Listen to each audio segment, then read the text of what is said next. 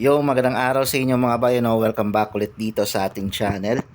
And sa video ito, PBA update muna tayo. Okay, ito naman tungkol naman tayo dito sa Converge mga bayan. No? Kasi etong Converge is nagpalit na ng import mga bayan. No? So nag-decide silang palitan si Jamal Franklin matapos yung sunod-sunod nilang talo ng mga last games nila kasi currently meron silang 3-4 na win-loss record mga bay, no? And I think tatlong sunod-sunod na talo yata yung naging nalasap ng Converge, no? So si Jamal Franklin mga bay is replacement import lang din siya, no, ni Jalen Hudson. So since hindi nga ganoon kaganda yung naging performance ni Jalen Hudson both offense and defense, pinalitan siya ni Jamal Franklin. And actually si Jamal Franklin pagdating sa offense, maganda naman. Okay, ayos naman yung kanyang offensive end. Yun nga lang, I think siguro sa defensive side siya dahil kaya siya napalitan. And mukhang wala siyang chemistry yata sa team eh. Kaya din siya napalitan ng Converge. And ngayon, nagpalit sila. Actually, itong nakuha nilang import na si Cameron Clark is pang-apat na nila to actually, ano, na import na trinay.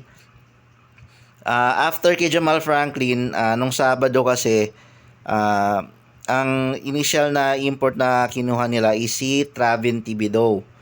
Okay? So, nung Sabado, nagkaroon siya ng height test kasi. Okay? And sad to say, nag-fail si Travin Thibodeau sa height limit, ano? Ang ano niya kasi, ang limit kasi dito sa Governor's Cup na height is 6'6". Ayan. And yung height ni Travin Thibodeau ayon sa report is 6'6 and 1/4 inches. So lumagpas ng 1/4 inches si Travin Thibodeau, ano? Hindi ko alam kung baka sa buhok kasi to, medyo ano kasi to, pinaregay-regay kasi yung buhok nitong si Travin Thibodeau eh. So actually itong si Travin Thibodeau mga bay, magaling to.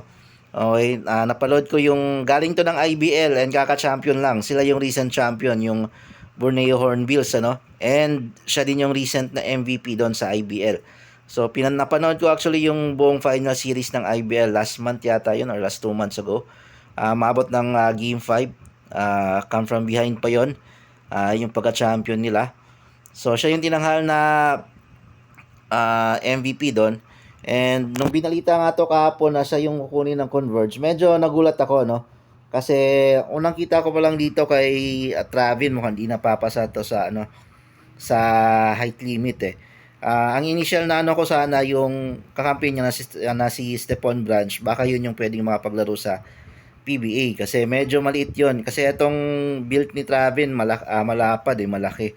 So, good sana to sa ano, maganda sana siya sa PBA and sa Converge kasi both offense and defense meron to si Travin eh. Yun nga lang, hindi siya pumasa sa high test. Okay, kahapon sana pinagbigyan na lang sana yun, ano, kasi 1/4 inches lang yung ano, yung naging diferensya eh, yung lagpas ni Travin eh. Okay. Sa tingin ko nga yung may mga import na ngayong Governor's Cup na lagpas height limit eh. For example, si ano, yung import ng Terra Firma na si Justin Strings. I think lagpas pa yun ng 6'6 yata eh. Ang tangkad eh.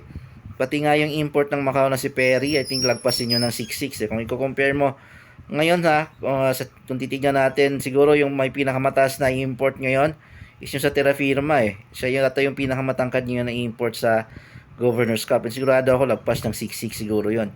Lapad ng katawan, ang tangkad eh. Kita mo naman yung galawan, ang bagal compare sa ibang mga import, di ba?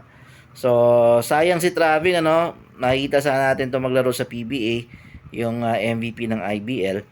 Pero yun nga, nag-move on yung Converge, ano, and eto napili sila ng pang-apat nila na import which is si Cameron Clark. Yan. So, eto familiar na kayo dito kaya Cameron Clark mga bay, no? Kasi okay din naman tong si Cameron Clark. Magaling din to, both offense and defense. Dating import to ng San Miguel noong 2021 sa Governor's Cup. Ayan. And then naglaro na rin to sa Hong Kong Eastern kung saan sila yung naging guest team, ano, nung nakaraang Governor's Cup. Umabot sila ng playoffs pero ayun nga, hindi na sila umabot ng semis, na naglag sila sa quarterfinals. Pero malakas din to si Cameron Clark. Naglaro na rin to sa para sa PBA teams sa EASL. Ayan. So naging import na ito ng SMB ng EASL nila.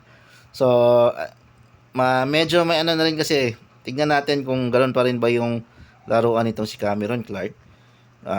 Medyo matagal-tagal rin nung huli natin itong nakita maglaro. So tignan natin kung magiging fit ba sa Converge. So sayang si Travin kasi feeling ko mag-fit si Travin sa Converge eh.